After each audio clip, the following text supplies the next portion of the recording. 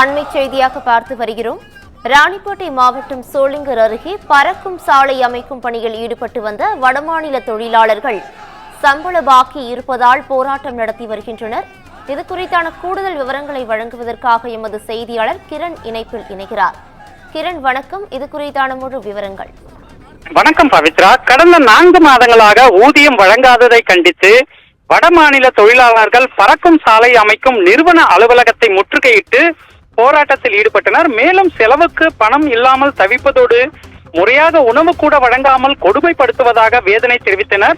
ராணிப்பேட்டை மாவட்டம் சோளிங்கர் அடுத்த உளியநல்லூர் கிராமத்தில் சென்னை பெங்களூரு பறக்கும் சாலை அமைக்கும் பணிகள் நடைபெற்று வருகிறது. இந்த பணியில் ஈடுபட்டு வரும் வடமாநில தொழிலாளர்களுக்கு கடந்த 4 மாதங்களாக ஊதியம் வழங்காத டிபி ஜெயின் தனியார் சாலை அமைக்கும் நிறுவனத்தை முற்றுகையிட்டு போராட்டத்தில் ஈடுபட்டனர். சென்னை பெங்களூரு பறக்கும் சாலை அமைக்கும் பணிகள் கடந்த சில மாதங்களாக நடைபெற்று வருகிறது.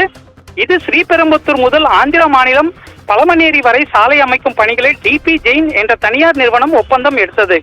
இதனையடுத்து தொடர்ந்து வடமாநிலத்தில் இருந்து ஏராளமான தொழிலாளர்களை அழைத்து வந்து சாலை அமைக்கும் பணிகளை மேற்கொண்டு வருகின்றனர். இந்த நிலையில் கடந்த 4 மாதங்களாக சாலை அமைக்கும் பணியாளர்களுக்கு ஊதியம் வழங்கப்படவில்லை என கூறப்படுகிறது.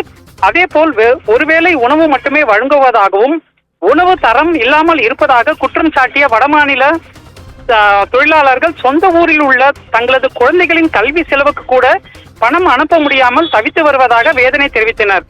ஊதியம் மற்றும் உணவு பிரச்சனை குறித்து பலமுறை நிர்வாகத்திடம் முறையிட்டும் எவ்விதமான நடவடிக்கை எடுக்காமல் அலைக்கழித்து வருவதாக குற்றச்சாட்டு தொழிலாளர்கள். இதில் மாவட்ட நிர்வாகம் தலையிட்டு தங்களது பிரச்சனையை தீர்க்க உரிய நடவடிக்கை எடுக்க வேண்டும் என கோரிக்கை விடுத்துள்ளனர். பவித்ரா, கூடுதல் விவரங்களுக்கு நன்றி கிரண்.